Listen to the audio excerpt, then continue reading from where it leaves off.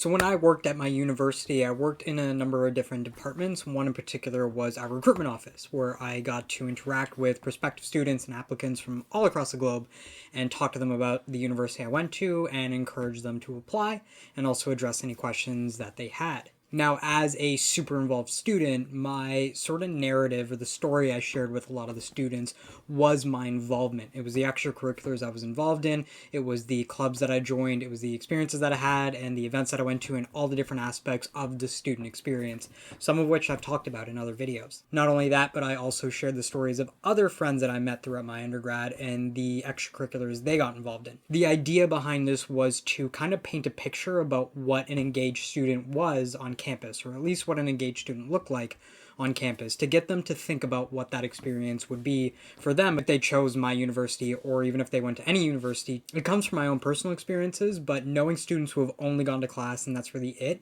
they end up kind of having a boring time throughout their undergrad. But when you're involved, you get a ton of different experiences that really add to your overall life during university. And what I noticed as I was working in recruitment is that a lot of students that I interacted with were coming into university without having a fully formed idea or opinion about what university was. Now, I had been involved in some form of recruitment since my second year, so that's a total of 5 years that I was a part of that. So over the years, I've seen the opinions and responses about university change, but by and large, a lot of students are coming in not fully having developed an opinion on what university is or what university will be for them. What that made me realize is that that first experience for a lot of applicants, i.e. recruitment, is a golden opportunity to shape their understanding of what post-secondary is going to be. What I've noticed over time is that normalized behavior often spreads to other people when they're exposed to it.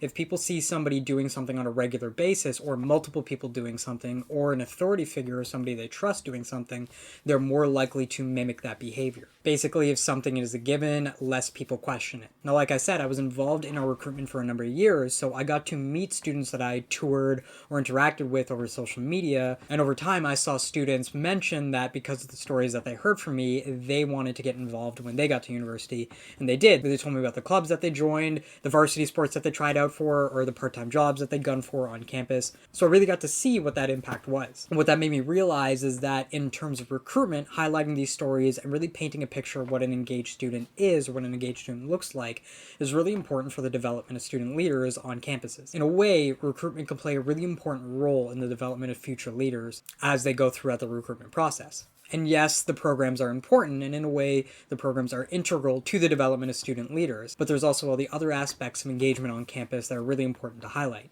Oftentimes, I see universities and colleges wait for their student experience or student life departments to really talk about that stuff, but I do believe that recruitment offices and those student experience offices can really partner and work hand in hand in order to develop future leaders. And I have seen cases where departments don't collaborate as frequently as they could, which really misses the opportunity to attract really amazing applicants across the globe and help them become future leaders as they go throughout their undergrads. Along with that, a lot of student experience and student life departments don't fully grasp the reality behind the recruitment process. So when students are accepting their offers, there's kind of a disconnect there too. So one of the interactions I remember when I was in recruitment was meeting a student before a campus tour who had told me that they were interested in joining the equestrian club. I won't try and explain the equestrian club, I just know there's horses involved. So I told them to send us a DM on our social media and I will send them the links. And that student responded and said that not a lot of universities have an equestrian club, so they were really interested in joining our university because of that. And even if they went elsewhere, they knew what to look for. Now, it's just a small example, but the idea is that recruitment offices have the golden opportunity to paint a picture about what post-secondary or what higher education is for students who go to those universities. And I think that weaving that into the recruitment cycle is really important for cultivating future leaders, but also to help along the application process. Now, like I said, I'm going off of my personal experiences here, but what I've noticed over the years is that students do look for a program, but when they're exposed to all these extra opportunities that are there for them and can be a benefit for them, whether it's emotionally, physically, intellectually, they're more likely to choose that university because they see all the extra opportunities that are there for them.